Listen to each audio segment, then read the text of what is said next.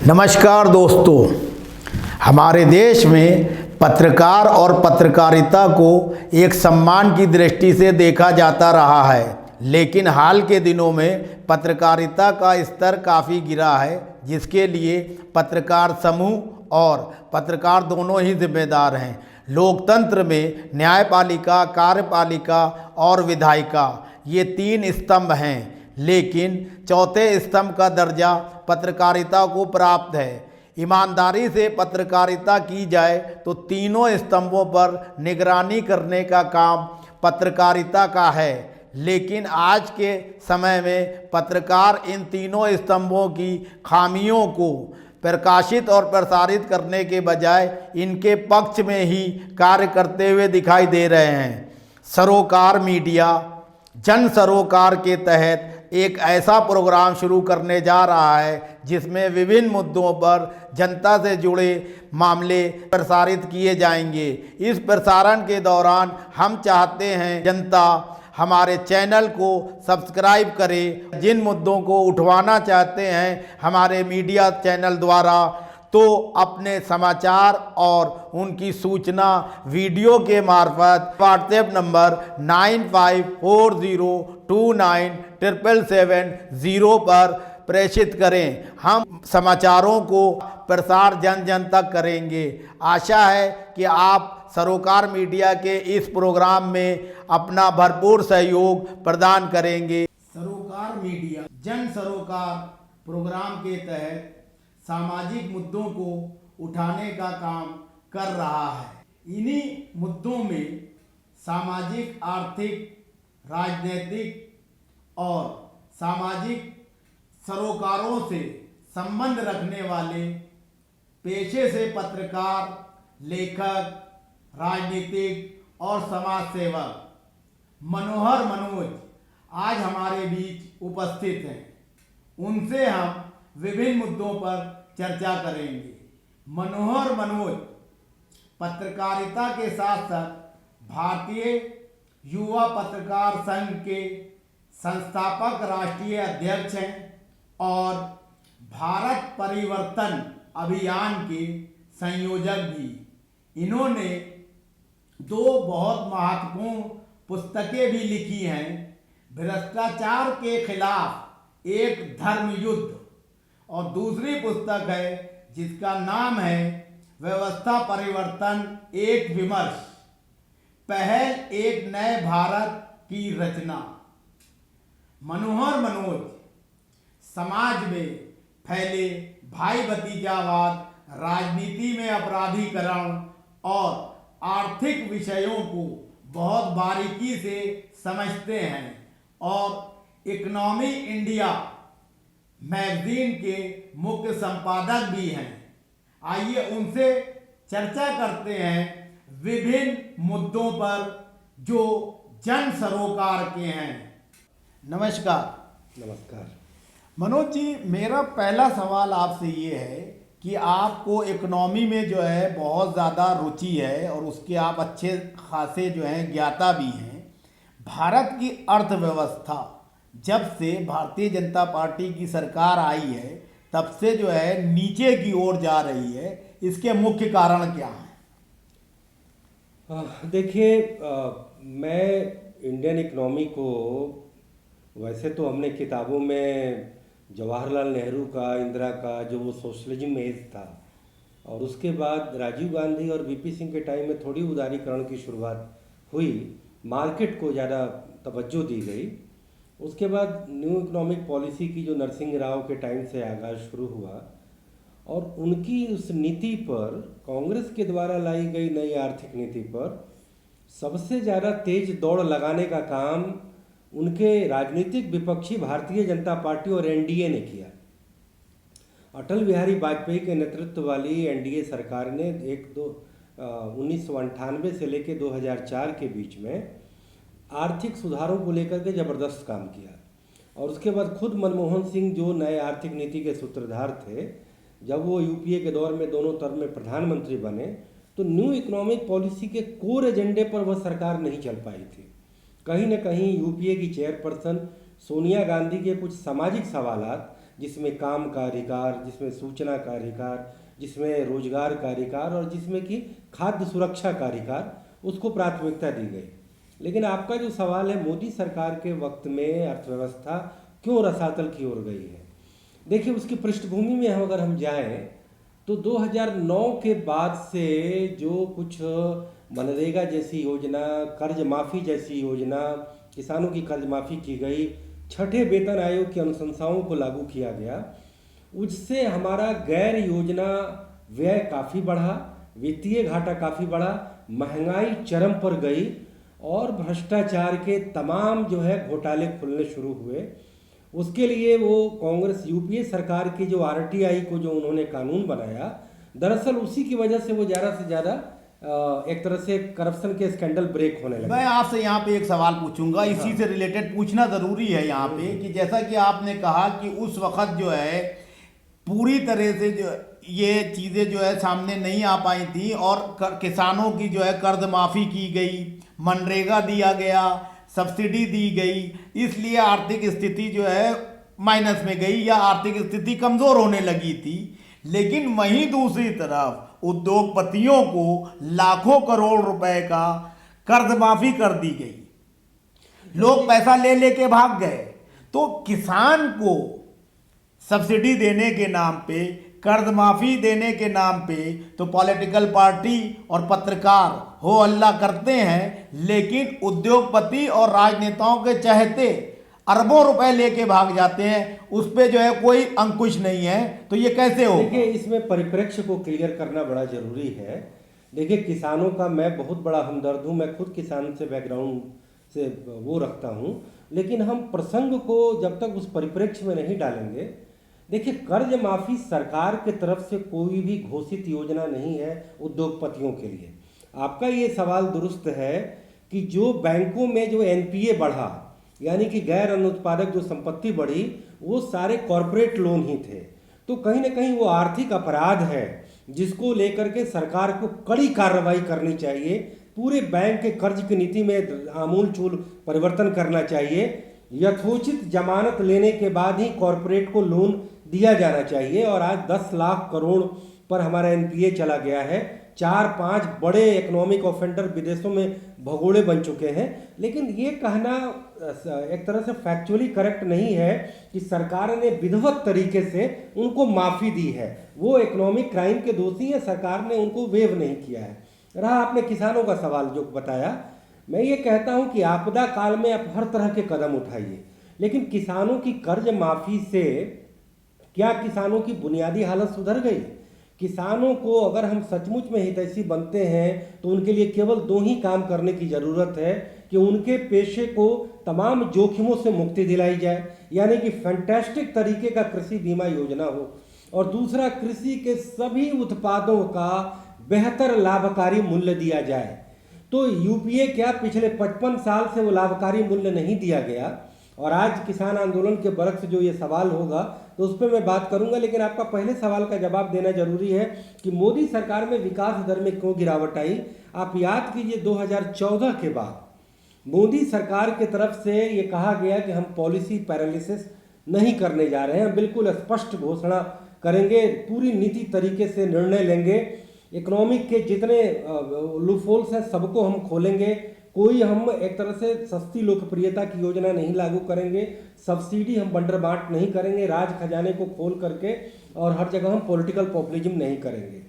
आपको मैं बता दूं कि 2014 में आने के बाद से पहले और दूसरे साल मोदी सरकार के आर्थिक विकास दर में बढ़ोतरी हुई है। ये सच्चाई है। यूपीए 2 का, जहां यूपीए 1 का कार्यकाल देश में आर्थिक विकास दर का रिकॉर्ड बढ़ोतरी लाया, जो कि वो वाजपेयी के टाइम से भी ज़्यादा था, लेकिन वही यूपीए 2 में सरकार की कुछ अनुत्पादक परियोजनाओं की वजह से महंगाई बढ़ी, 22% तक फूड इन्फ्लेशन गया, भ्रष्टाचार कोई केवल यूपीए की बात नहीं है, ये हमारे ये सिस्टम का दोष है। उस पर तो मैंने किताब ही लिखा है, उस पर हम अलग से बात करेंगे। तो राजनीतिक तौर पे यूपीए घिर गया और पहली बार पॉलिटिकल अपोजिशन में बीजेपी को बढ़त मिली, चाहे वो एंटी इनकम्बेंसी हो या मोदी का सो कॉल्ड ठोस नेतृत्व हो या उनका एक हिंदू पोलराइजेशन हो, ये सारे फैक्टर उसमें आते हैं। लेकिन जो आर्थिक विकास दर में जो गिरावट की शुरुआत तब होती है जब भ्रष्टाचार के नियंत्रण के नाम पर नरेंद्र मोदी एक बेहद गलत कदम उठाते हैं नोटबंदी का। नोटबंदी के बाद वो 1.5 साल के भीतर ही वो एक कदम उठाते हैं जीएसटी लाने का। जीएसटी एक बहुत बड़ा सुधार का कदम था, लेकिन उसकी पूरी तैयारी नहीं की गई और आनन फानन में अपनी पीठ थपथपाने के चक्कर में कि मैं सुधारों का चैंपियन हूँ, मैं निर्णायक हूँ और मैं ठोस फैसला लेता हूँ, लेकिन उसके फायदे क्या हुए? जीएसटी से और वो नोटबंदी से तंगहाल अर्थव्यवस्था और बदहाल हो गई। और अभी अभी जो नोटबंदी का एक तुगलकी फैसला लिया हो जिसके नतायज देश को बड़ी बुरी तरीके से झेलने पड़े हों, सारा देश के इकोनॉमी का मोमेंटम नीचे चला गया। इकोनॉमिक ग्रोथ दर जो 6.5% गया था वो चला आया 5 पर, 5 से 4 और 4.5 पर चला आया। कोविड बीमारी आई, सबको मालूम है कि एक छुआछूत की बीमारी थी और सारे सरकारों को गंभीर होना था। नरेंद्र मोदी सरकार इसको लेकर के जो भी गंभीरता हुई वो सब बिल्कुल दुरुस्त है, लेकिन आप देशबंदी का जब फैसला करते हैं, जो इतना बड़ा फैसला, और वह व्यक्ति जो नोटबंदी की एक बहुत बड़ी गलत फैसला पहले ही कर चुका हो, देशबंदी का फैसला वो केवल 5 घंटे के एवज में करता है और 15 करोड़ लोगों को जिंदा मारने की, एक एक कमरे में 8-8 लोगों को ठुसे रहने की, और पूरी इकोनॉमी हमारी बिल्कुल रसातल में चली जाती है। पूरे दुनिया के देशों की इकोनॉमी रसातल में गई, लेकिन आंकड़े बता रहे हैं कि हमारी इकोनॉमी सर्वाधिक 7.5% गिरावट दर्ज की। तो आपका जो ये सवाल है उसमें मोदी सरकार की योजनाएं, नीतियां, कार्यक्रम, एक इकोनॉमिस्ट होने के नाते मैं कह सकता हूं कि योजनाएं सब ठीक थीं।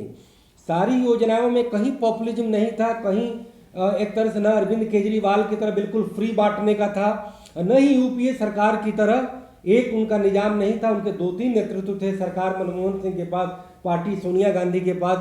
सोनिया गांधी वो फैसले लेती थी वोट बैंक के हिसाब से, तो 2009 में तो उनको जीत मिल गई, लेकिन 2014 में आर्थिक स्थिति इतनी खराब हो गई कि उनकी राजनीतिक तौर पे हार हुई और नरेंद्र मोदी उसके बाद आर्थिक विकास के चैंपियन बन सकते थे, लेकिन 2016 में नोटबंदी, जीएसटी और देशबंदी ने पूरा कचूमर निकाल दिया। और अब जा कर के किसानों को लेकर के वो जो 3 कानून लाए हैं, दरअसल एक तो 3 कानून एक साथ लाए नहीं जाते हैं, कानून एक एक करके लाए जाते हैं। तीनों कानून एक साथ क्लब किया गया और उसकी पूरी पैकेजिंग की गई, तो उसमें इरादे उनके खतरनाक थे। वह पूरे तौर पे कॉरपोरेट को एक ऐसा इन्वायरमेंट देना चाह रहे थे कि एग्रीकल्चर में पोस्ट हार्वेस्ट में इन्वेस्टमेंट खूब कॉरपोरेट का लाया जाए, और उनको जो हमारी खेती में जो कोई किसान यूनियन नहीं बात करता है, कोई कृषि विशेषज्ञ नहीं कहता है, कोई राजनेता चैनल में ये सवाल नहीं उठाते हैं कि खेती एक वाहिद प्रोफेशन है जो कि इंडस्ट्री की तरह रोज रोज नहीं पैदा होता। सीजन में ये केवल 2 बार या 3 बार पैदा होता है, और दिन भर पैदा होता है तो अचानक उत्पादन आता है, अचानक सप्लाई बढ़ती है। मार्केट का नियम है कि जब ओवर सप्लाई होगी तो दाम गिरना उसका तय होगा। मार्केट का नियम है कि जब अचानक मांग आएगी तो दाम बढ़ना उसका तय होगा। तो खेती के सारे उत्पादों का मार्केट में दाम गिरना अवश्यंभावी है, हर हाल में गिरता है, और किसान इसको लेकर के अभिशप्त हैं। आप मिनिमम वेज एक्ट बनाते हैं, न्यूनतम मजदूरी कानून, कि असंगठित मजदूरों को कम से कम 400 या 500 रुपये से कम मजदूरी न मिले, कोई उनका शोषण न करे। बेरोजगारी बहुत है तो कह रहे हैं तुम 20 रुपये पे काम करो, नहीं तो जाओ भूखे मरो, लेकिन न्यूनतम वेज एक्ट है, कोई उसका शोषण नहीं कर सकता। उसी तरीके से किसानों के सभी उत्पादों का कानूनी मिनिमम सपोर्ट प्राइस होना जरूरी है। मैंने 2012 में ये सवाल उठाया था, आज तो मिनिमम सपोर्ट एक्ट को लेकर के कानूनी दर्जा देने की बात तो आज की जा रही है। मैं पहले से कहता था कि जैसे आप दाम तय करेंगे बाजार में, उन उत्पादों के दाम नीचे नहीं गिरेंगे, उनसे ऊपर ही जाएंगे।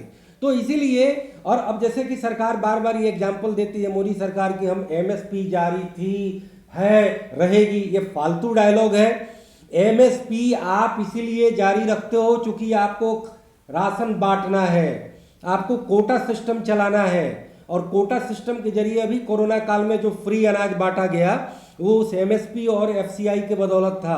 एफसीआई के लिए हर साल बजट में 1.5 लाख करोड़ की फूड तो सब्सिडी इसका दी जाती है। मतलब किसान कानून लागू हो जाएंगे तो जो उद्योगपति हैं उनके पास सारा माल चला जाएगा गोडाउनों में, तो महंगाई भी बढ़ेगी और जब कोई महामारी आएगी तो सरकार उस तरीके से जो है लोगों की मदद भी नहीं कर देखिए पाएगी। कानून में देखिए सबसे पहली बात कि यह एक गलत अवधारणा है।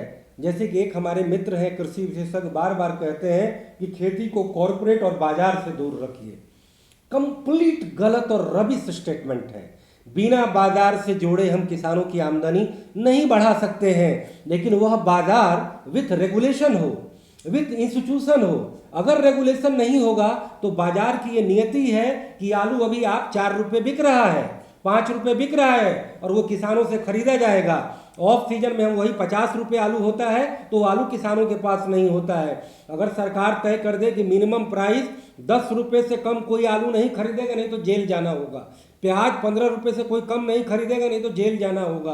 टमाटर कोई 10 रुपये से कम नहीं खरीदेगा, नहीं तो जेल जाना होगा। आप देखिए गन्ना और दूध, ये दोनों में स्टैट्यूटरी प्राइस दिया जाता है, सरकार तय करती है। सीजन में कितना भी गन्ना हो जाए 310 रुपये प्रति कुंटल से कम भाव पर कोई मिल मालिक नहीं खरीद सकता। दूध कितना भी पैदा हो जाए 40 रुपये उसकी जो दर है उससे कम पर कोई नहीं खरीद सकता।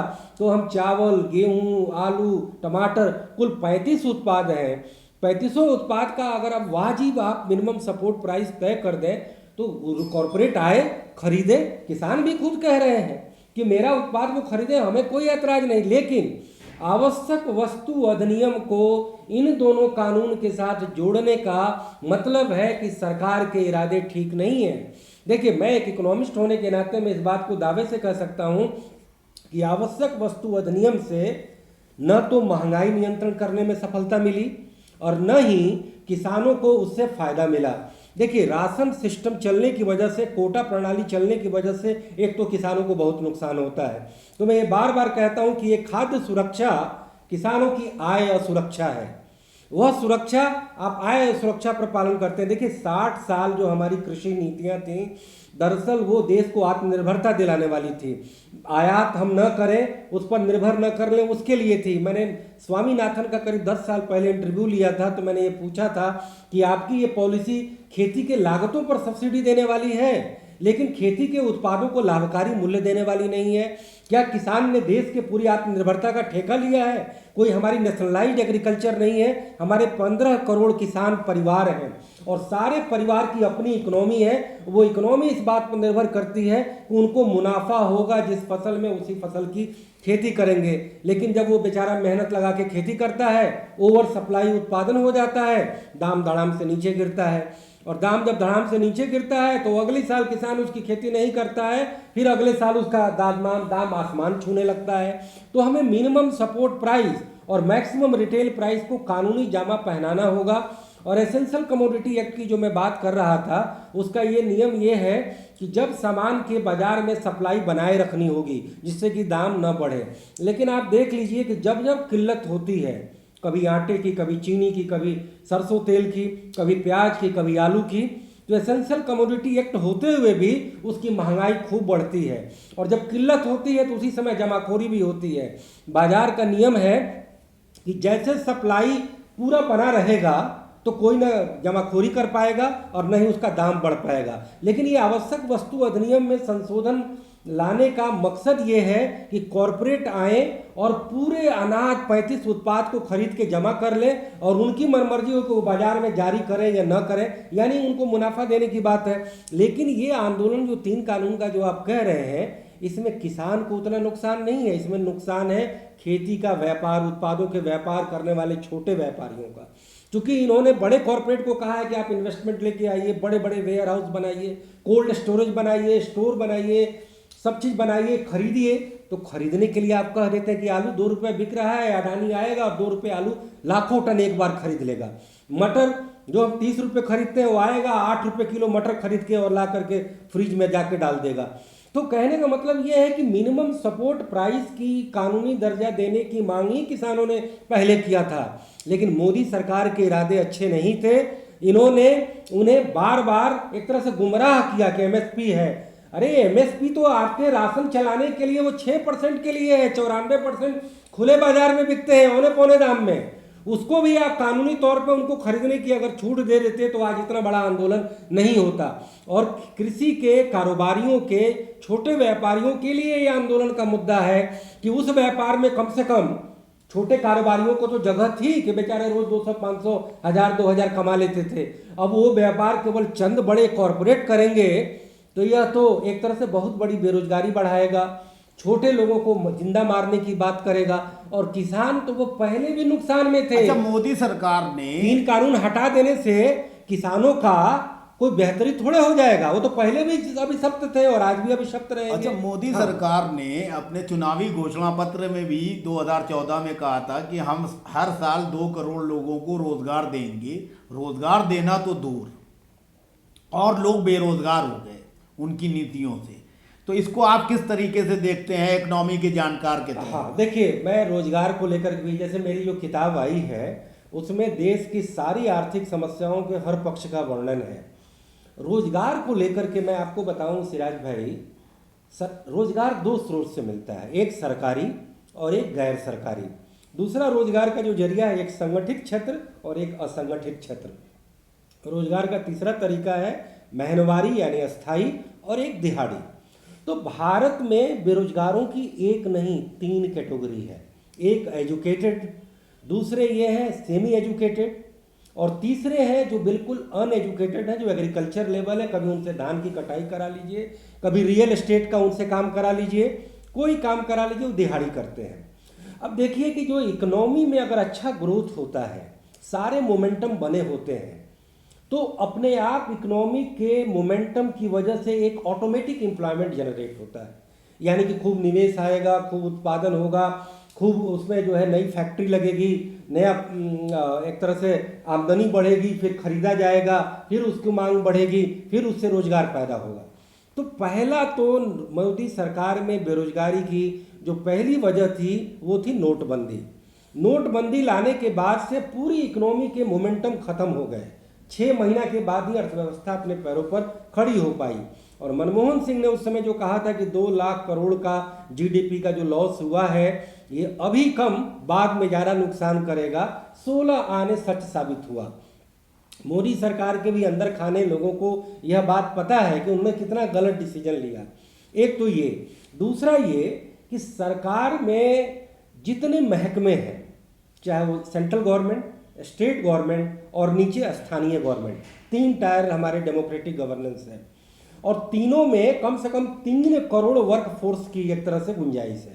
75 लाख तो केवल सेंट्रल गवर्नमेंट में है, 2.5 से 3.25 लाख जो है स्टेट गवर्नमेंट में है, और करीब 1 से 1.5 लाख, 1.5 से 2 लाख वो स्थानीय सरकारों में है। अब दिक्कत क्या है कि हमारे यहाँ हम बार बार बात करते हैं गैर बराबरी की। तो हमारे यहाँ शिक्षा 2 तरह की है, एक अंग्रेजी मीडियम का एक अलग वर्ग पैदा होता है, एक हिंदी और देसी भाषाओं में पढ़ने वाला एक अलग वर्ग पैदा होता है। ठीक उसी तरीके से रोजगार नीति भी 2 तरह की है, एक सरकारी क्षेत्र में काम करने वाला हर तरीके से सिक्योर्ड होता है, गैर सरकारी में अगर आप कुछ कॉरपोरेट में हैं, बड़े कॉरपोरेट में हैं, तो वहाँ तो स्थिति अच्छी है, वहाँ तो आपको अच्छी तनख्वाह के साथ साथ ग्लैमर भी मिल जाएगा। लेकिन 90% प्राइवेट सेक्टर में लोग 8,000, 10,000, 12,000 में मेजोरिटी आबादी काम करती है। आपका जो श्रम कानून है, लेबर लॉज है, वो एक बराबर नहीं है। इस देश में गैर बराबरीवाद केवल अलग अलग माँ के कोख में पैदा होने से नहीं होता है। हमने मैन मेड एक तरह से गैर बराबरी बनाई है। शिक्षा की 2 व्यवस्था, रोजगार नीति की 2 व्यवस्था, लेबर लॉज की 2 व्यवस्था, शहरों और गांवों का अंतर, खेती और उद्योग के बीच का अंतर, संगठित और असंगठित के बीच का अंतर, ऊंची जाति और नीची जाति के बीच का अंतर। एक सवाल और है, विदेशी पूंजी निवेश और निजीकरण होने के बावजूद हमारे देश में जो श्रम कानून है, सरकारों ने उनको एक तरह से पंगु किया है, कमजोर किया है। कम्युनिस्ट पार्टी की यूनियनें हों, ट्रेड यूनियनें हों, या भारतीय मजदूर संघ आरएसएस समर्थित ट्रेड यूनियन हो, या कांग्रेस की इंटक हो, ये लोग अपने मजदूरों और कामगारों की रक्षा नहीं कर पा रहे हैं। तो क्या ये लोग पूंजीपतियों से और विदेशी निवेश करने वाले अंतर्राष्ट्रीय कंपनियों से मिल चुके हैं और मजदूरों का, कामगारों का शोषण होने दे रहे हैं? पहली बात कि मजदूर एक कैटेगरी के नहीं है। शोषित मजदूर जो व्हाइट कॉलर 1 करोड़ का सालाना पर्क पाता है, आप उनको शोषित की कैटेगरी में नहीं रखेंगे। ये देखिए कम्युनिस्ट नहीं, पार्टी, मैं उनको शोषित नहीं मैं कह रहा हूं, बता मैं जो रहा हूं, एक्चुअल में मैं समझ शोषित गया, है, हाँ। कानून कमजोर कर दिए Yes, गए हैं yes. कि मालिक जब चाहे हटा दे, देखिए मैं नोटिस ना दे, पीरियड कम कर ठीक दिया, बात है, वो ठीक बात शोषण है, मैं वो देखिए पूछ रहा देखिए हूं। मैंने इस बारे में कहा है कि सरकारी क्षेत्र में ओवर आपको अधिकार मिला हुआ है। जहां सरकारी क्षेत्र में नो वर्क कल्चर है, जहां कोई काम नहीं होता, लोग सरकार के दामाद समझते हैं अपने आप को, और वहां पर जनता के करों से लिया गया पैसा मोटी तनख्वाहों में बिना काम किए। मैंने अपने किताब में कहा है कि गवर्नमेंट के जितने सर्वेंट हैं उनके रोज की परफॉर्मेंस ऑडिट होनी चाहिए। वो मुझे आम जनता में उन्हें नहीं कहूंगा, वो केवल 5% लोग हैं। 95% लोग दर दर की ठोकरें खाए हैं, इसी कोरोना काल में भूखे मरे हैं, कर्ज पर जिए हैं और जैसे तैसे जिए हैं। लेकिन जो जिनके सैलरी बिल्कुल फिक्स थे उनके घरों में पगार आ रहा था।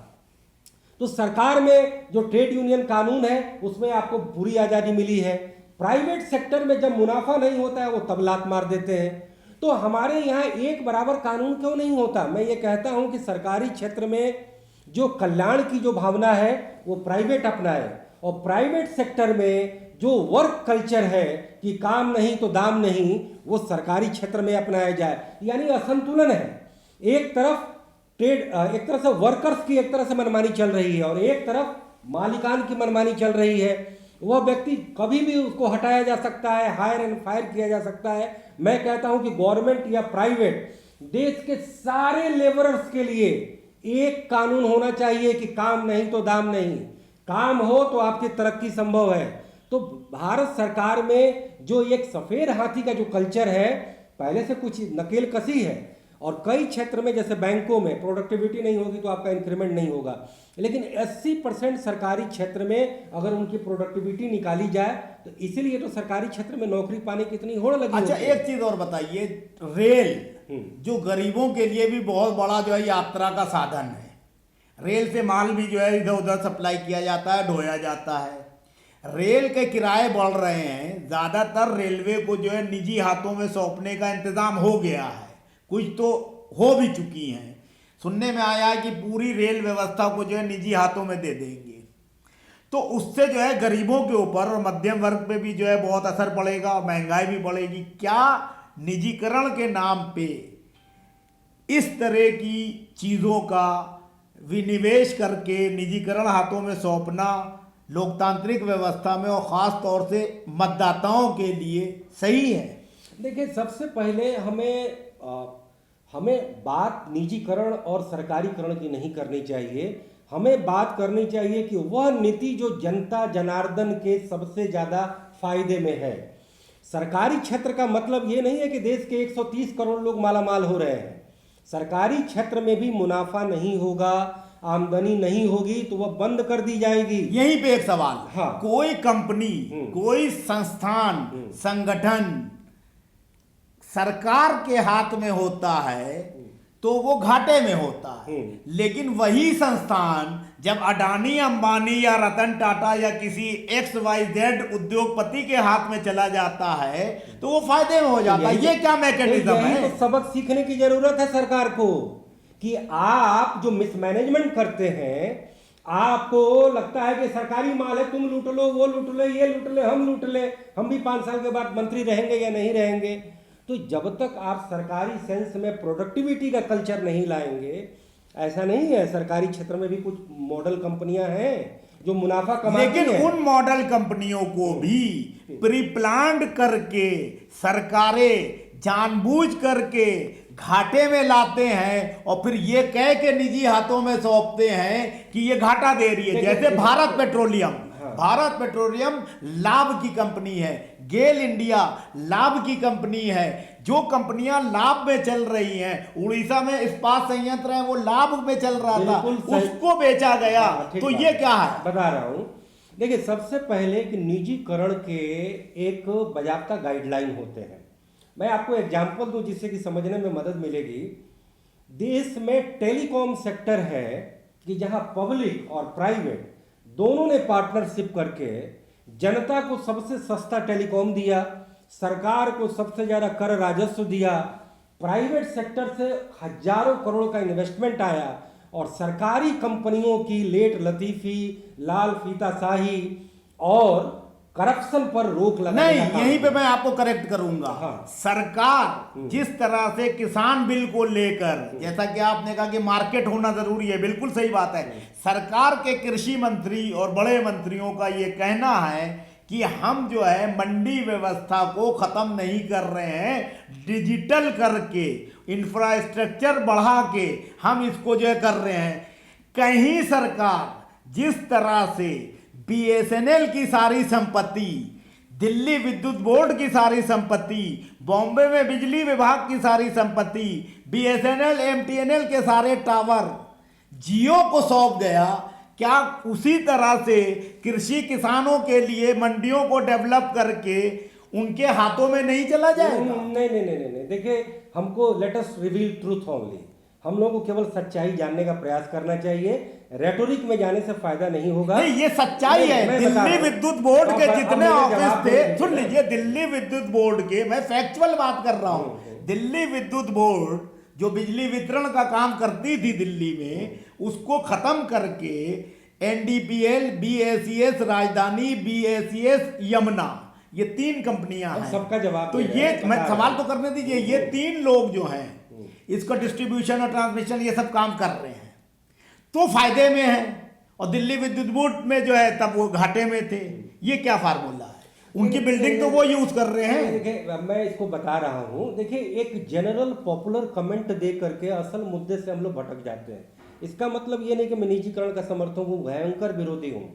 निजीकरण अगर बिना गाइडलाइन के, बिना रेगुलेटर के, बिना एक नॉर्म्स के अगर लाया जाए तो वह बेहद खतरनाक है। रेगुलेटर यहाँ है, सुन लीजिए, बिजली का भी रेगुलेटर है। सुन लीजिए, मैं जब मैं अरे सवाल कर रहा मालूम है हूँ, मैं मुझे। उसी में सवाल कर रहा हूँ। टेलीकॉम में भी है, लेकिन टेलीकॉम से रिलेटेड समस्या जब आती है तो कोई सुनने वाला नहीं, बिजली से रिलेटेड समस्या आने वाली कोई सुनने वाला नहीं, क्योंकि वो रेगुलेटर जो होगा, रेगुलेटर का जो प्रेसिडेंट होगा, अध्यक्ष होगा, अधिकारी होगा, उसको भी प्रभावित करते हैं निजी कंपनी वाले, उनके हित में ही वो काम कर रहा है। मेरा सवाल ये है आपसे। तो ये तो फिर तो क्वालिटी ऑफ गवर्नेंस का अंतर आ गया। अब सेकुलरिज्म अच्छा है, स्यूडो सेकुलरिज्म खराब है ना। बिल्कुल सही। तो उसी तरीके से रेगुलेटर अच्छा है। रेगुलेटर अगर जहां पर पक्षपात करेगा तो हम पक्षपात पर हमला करेंगे, हम रेगुलेटर पर हमला नहीं कर सकते। तो ऐसे ही टेलीकॉम में अब बीएसएनएल की कारगुजारियां पता नहीं है कि लाइनमैन बिना 500 रुपए दिए एक छोटा तार तक नहीं जोड़ता था, और आज आपको 1 सेकंड में प्राइवेट सेक्टर आकर के अच्छी बात बोल करके और हाथ में मोबाइल अच्छा, आप पकड़ा ये के जा रहा बताइए, है। सरकार के हाथ में ज्यादा पावर है कि निजी व्यक्ति के हाथ में? सरकार 1 मिनट में पुलिस भेज के उसको अरेस्ट कर सकती है, निजी उतना नहीं कर सकता है। फिर भी सरकार जो है फेल होती है और निजी लोग पास होते हैं, ऐसा क्यों? ऐसा है कि सब देखिए, ये सारी चीजें, हर चीजें एक नॉर्म्स के तहत चलती हैं। सरकार सीधे पुलिस नहीं भेजेगी, सरकार भी कोई कानून निकालेगी, कानून के तहत क्लॉज निकालेगी, फिर उसके तहत चलेगी। क्योंकि उसको चेक एंड बैलेंस करने के लिए आप ही कहते हैं कि कोर्ट है, मीडिया है, या और सारे पंचायत बने हुए हैं। टेलीकॉम में मैं बता रहा हूं कि टेलीकॉम में रेगुलेटर के आने के बाद से लाखों करोड़ों इन्वेस्टमेंट आया, करोड़ों रोजगार पैदा हुए, घर घर हाथ में मोबाइल आया, सबसे सस्ती टेलीकॉम सेवा बन मिली, और प्राइवेट सेक्टर आप 50,000 करोड़ के नुकसान में है। अब आपको ये पॉलिसी क्यों नहीं अच्छी लगती? लेकिन आपका सवाल विद्युत पर है। अभी इस बार के बजट में एक फैसला लिया गया है। बजट में तमाम चीजें खराब होंगी, लेकिन एक बहुत बढ़िया फैसला लिया गया है, जो फैसला पहले आना चाहिए था, कि बिजली के वितरण में भी अब अकेली प्राइवेट कंपनी नहीं होगी, अब मल्टीप्लेयर आएंगे।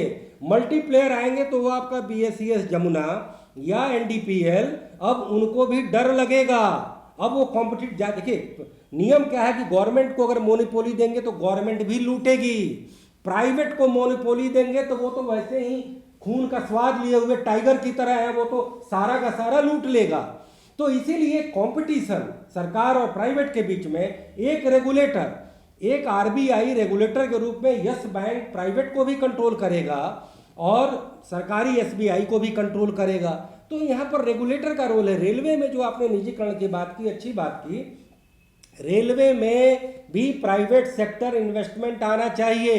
1,30,000 करोड़ रेलवे ट्रैक बिछाना है, लेकिन मोदी सरकार रेलवे ट्रैक बिछाने के लिए निजी क्षेत्र को बुलाने के लिए न रेगुलेटर बनाई, न कोई नीति बनाई। न कोई प्राइवेट पब्लिक पार्टिसिपेशन का मॉडल बनाई, चोर दरवाजे से स्टेशन बेच दिए। हाँ नहीं, देखिए चोर दरवाजे से इन्होंने 110 ट्रेनों को कहा कि आप सजाइए, अच्छे अच्छे वहाँ पर ट्रेन हॉस्टेस रखिए और मनमाना किराया लीजिए। जब निजीकरण को बुलाया जाता है तो बाजाबता किराया प्राधिकरण बनाया जाता है। उस किराया प्राधिकरण के तहत निजी भी उतना ही लेगा, सरकारी भी उतना ही लेगा। सरकारी में भी हरामखोर लोग साफ हो जाएंगे।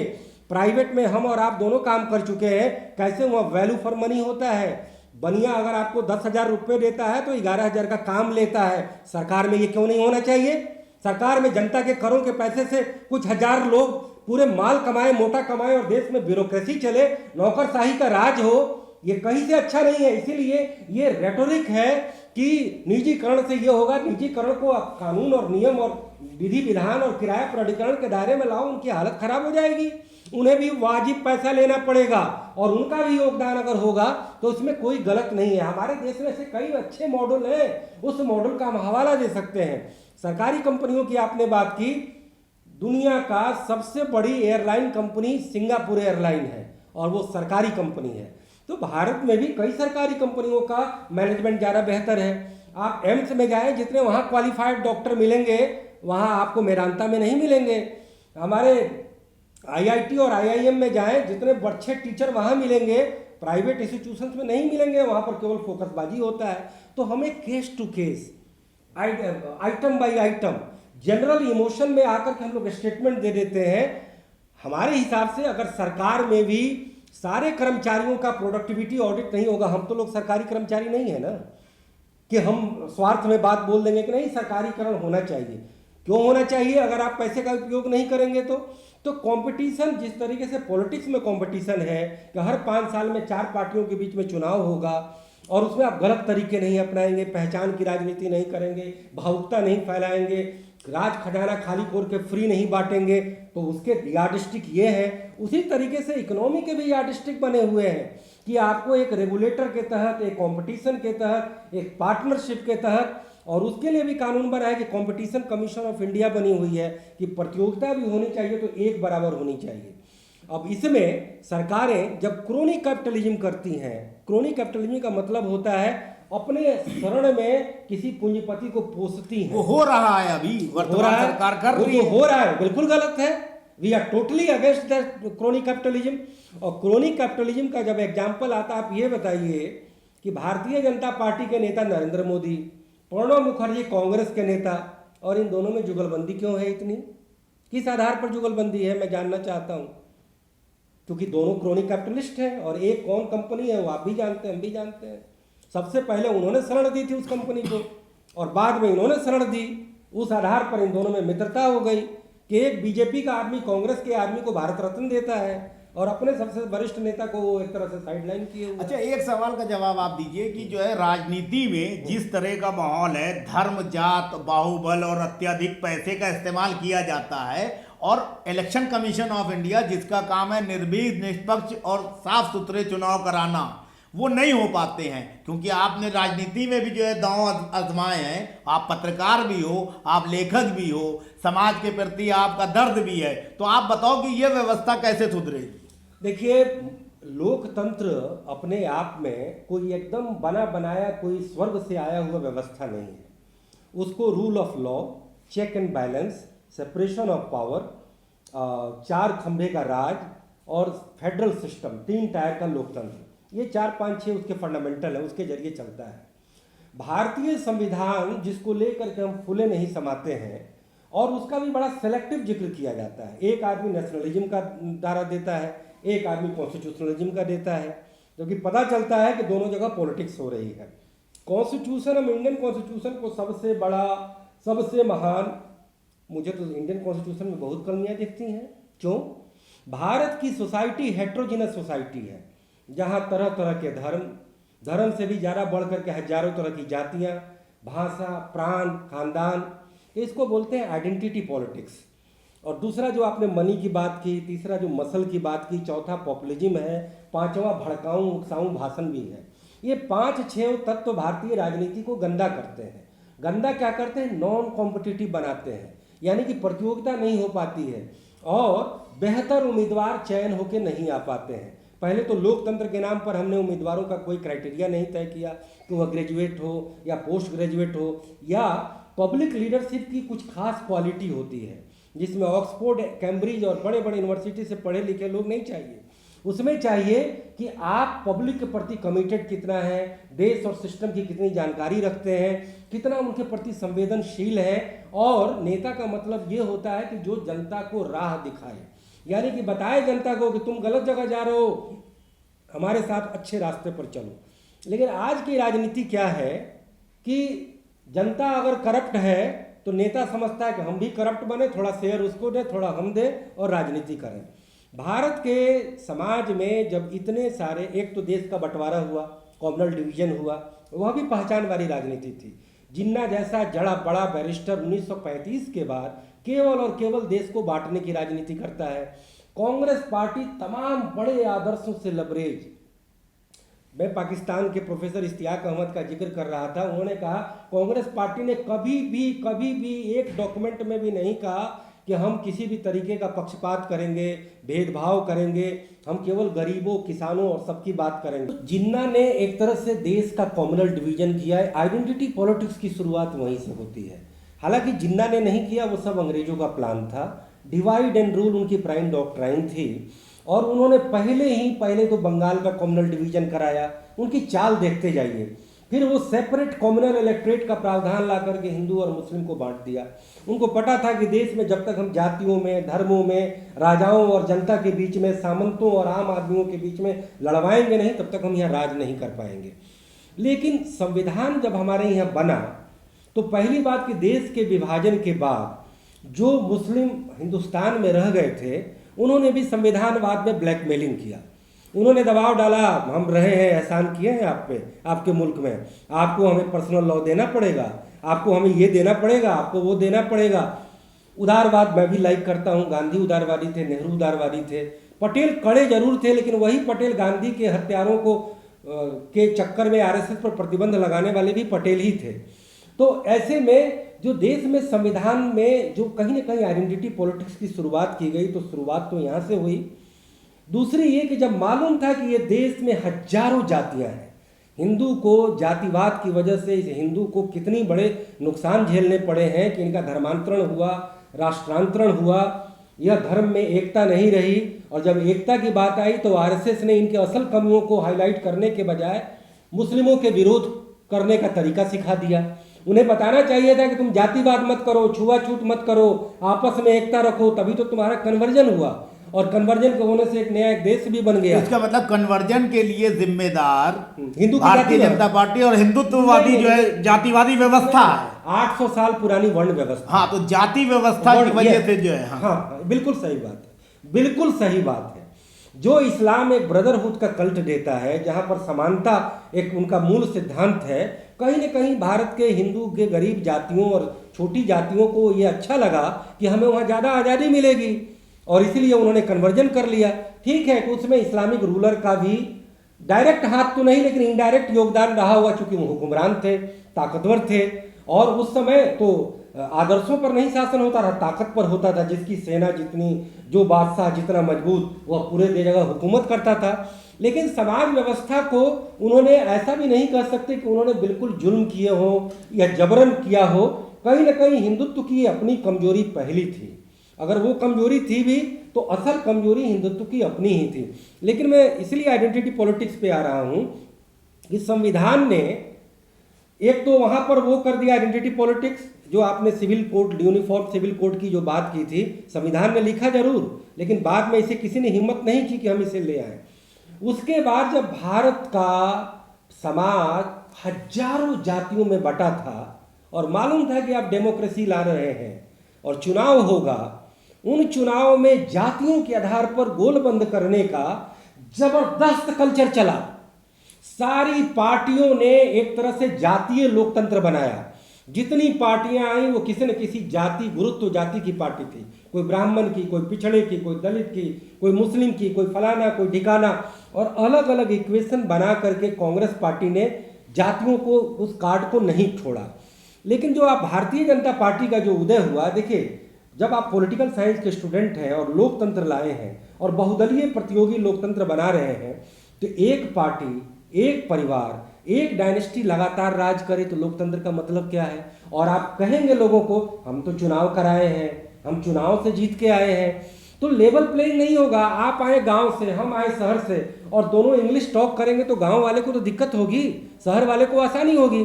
तो कांग्रेस पार्टी 100 साल पुरानी पार्टी थी, उनके कैडर बने हुए थे, बाकी पार्टियां नई नई आ रही थी, उनको नए सिरे से बनाने में 40 साल लग गए, तब तक कांग्रेस पार्टी ने एक छत्र राज कर लिया। अगर देश में नेशनलिस्ट गवर्नमेंट बनती, नेशनल गवर्नमेंट, हो सकता है देश का विभाजन भी नहीं होता, अंग्रेजों को तैयार होना था। तो कांग्रेस पार्टी आज़ादी के पहले तमाम सिद्धांतों से लबरेज एक महान पार्टी थी, जिसके नेतृत्व गांधी दिए थे। लेकिन आज़ादी के बाद नेहरू एक बहुत बड़े लीडर थे, उन्होंने बहुत अच्छे काम किए, लेकिन बाद में कांग्रेस को एक परिवार और एक पार्टी शासन करने से वो नहीं रोक सके। भारतीय जनता पार्टी ने जब इसे जातीय राजनीति, आप एक चीज़ जान लीजिए, भारत की राजनीति में संप्रदायवाद से जातिवाद 1 लाख गुना ज़्यादा खतरनाक है। इवन कि कोई भी संप्रदाय, इवन कि अल्पसंख्यकों को भी एक जाति माना जाता है, धर्म बाद में माना जाता है, एक जाति मान करके उनका टिकट तय किया जाता है, और उसमें कोई हिंदू और ये नहीं चलता है। भारतीय जनता पार्टी हिंदू की बात करती है, वहाँ पर ब्राह्मण, बनिए और कुछ जातियाँ ही प्रमुखता लिए होती हैं। तो जातिवाद को काउंटर करने के लिए राम मंदिर का ये आंदोलन, मंडल के जवाब में राम मंदिर का लेकर के आते हैं। तो भारत में जो ये कॉमनल पॉलिटिक्स है, ये दरअसल आइडेंटिटी पॉलिटिक्स है। बहुत संभव है अगर देश का कॉमनल विभाजन नहीं होता तो लोग आरएसएस को जानते तक नहीं, और जो धर्म के आधार पर राजनीति करने वालों को कोई जगह ही नहीं होती। दूसरी बात यह कि भारत में आइडेंटिटी पॉलिटिक्स को संविधान ने क्यों नहीं बैन किया? क्यों नहीं कहा कि किसी पार्टी के अंदर अगर पता चल जाएगा कि जातीय आंकड़ा बना है, प्रांतीय आंकड़ा बना है, भाषा के नाम पर कोई प्रचार हो रहा है, टिकट दिए जा रहे हैं, उसको प्रतिबंधित कर दिया जाएगा? ऐसा नियम नहीं है भारतीय संविधान में। तो आइडेंटिटी पॉलिटिक्स जम के चलिए, आप राजनीति में करियर बनाने जाइए। आपको जाति का अगर बेस नहीं है तो आप कभी भी सफल नहीं होंगे, चाहे आप उनके लिए पूरा कलेजा काट करके दे दें जनता के लिए, अरबों रुपये भी खर्च कर दें, कुछ भी कर दें। तो देश में आइडेंटिटी पॉलिटिक्स पर पूरा कानूनन प्रतिबंध, मनी एलिमेंट, 70 लाख रुपया ये लीगल है एक लोकसभा चुनाव लड़ने की। 70 लाख आप और हम जुटा सकते हैं क्या? 7 लाख भी नहीं जुटा सकते हैं। तो 70 लाख का अमाउंट कम नहीं है। ये लीगल तब की तरीका है, इलीगल तरीके से लोग 70 करोड़ तक खर्च करते हैं।